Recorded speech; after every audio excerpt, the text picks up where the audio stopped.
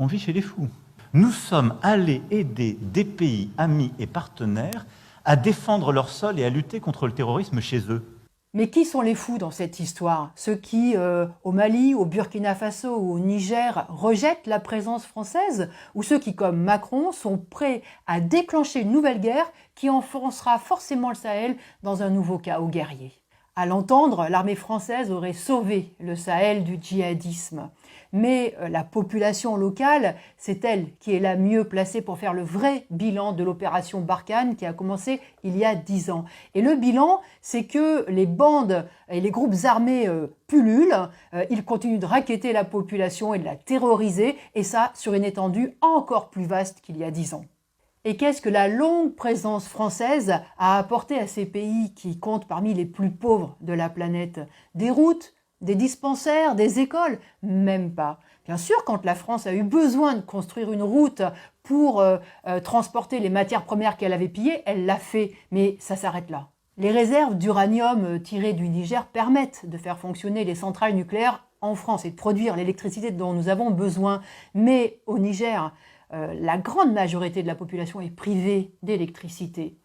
Au Gabon, eh bien, il y a eu bien sûr l'exploitation du pétrole par Elf Aquitaine, par Total. Ça a fait les beaux jours de ces grands trusts et ça continue de faire ceux d'Eramet qui exploitent là-bas le manganèse. Mais là encore, la population n'en voit pas la couleur de ces richesses et près de 40% de la population vit avec moins de 2 $ par jour. Et les leçons de démocratie que la France adresse à l'Afrique sont révoltantes. Si on ne prend l'exemple que du Gabon, qui a connu la semaine dernière une révolution de palais, la dynastie Bongo est restée au pouvoir 54 ans, avec le soutien de tous les présidents de la Ve République, de De Gaulle jusqu'à Macron. Et cette famille, bien sûr, en a profité pour amasser un vrai pactole. Et aujourd'hui, elle dispose de près de 85 millions de belles propriétés dans la région parisienne, mais aussi sur la Côte d'Azur. C'est sûr que la dynastie Bongo a été un sous-traitant de l'impérialisme français plutôt très bien payé. Le même type de situation se retrouve en Guinée, au Congo-Brazzaville, au Cameroun, au Tchad. Alors oui, des raisons de rejeter la présence de la France en Afrique, eh bien la population, elle en a. Dans ce combat, les travailleurs, les ouvriers et les paysans africains doivent pouvoir compter sur la classe ouvrière d'ici, dont une grande partie vient d'ailleurs d'Afrique et y conserve de multiples liens. Parce que la grande bourgeoisie qui met l'Afrique en coupe réglée est la même qui nous exploite ici, la même qui inspire la politique anti-ouvrière de Macron.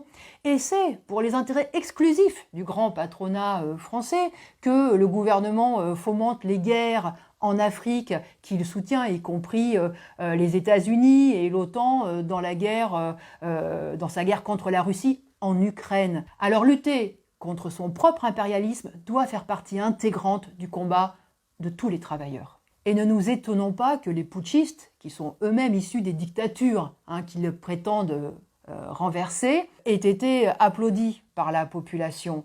Exactement comme ici, nombre de travailleurs ne rêvent qu'à une chose, c'est-à-dire à dégager Emmanuel Macron en étant prêt à se jeter dans les bras de n'importe quel politicien. Alors oui, les Maliens, les Nigériens, les Gabonais sont prêts à s'appuyer sur n'importe qui pour dégager ceux qui sont corrompus jusqu'à la moelle. Quand bien même ils se doutent que les putschistes sont aussi avides que ceux qu'ils prétendent remplacer. Et ne nous étonnons pas non plus que certains imaginent que la tutelle russe, chinoise ou américaine puisse être plus avantageuse que celle de la France. Tant que les travailleurs n'auront pas confiance dans leurs propres forces, eh bien ils se retrancheront dans la politique du moins pire, où ils chercheront un sauveur suprême, y compris dans tous les démagogues qui peuvent se présenter à eux. Alors même si nous sommes peu nombreux à en avoir conscience aujourd'hui, eh bien il faut affirmer, réaffirmer que les travailleurs représentent la seule force capable de remettre en cause cet ordre mondial pourrissant, la seule force capable de mettre fin à l'exploitation et de mettre fin aussi à la domination des pays riches sur les pays pauvres, la seule force capable d'en finir avec toutes ces rivalités impérialistes qui s'étalent aujourd'hui au grand jour et qui nous mènent au chaos guerrier généralisé.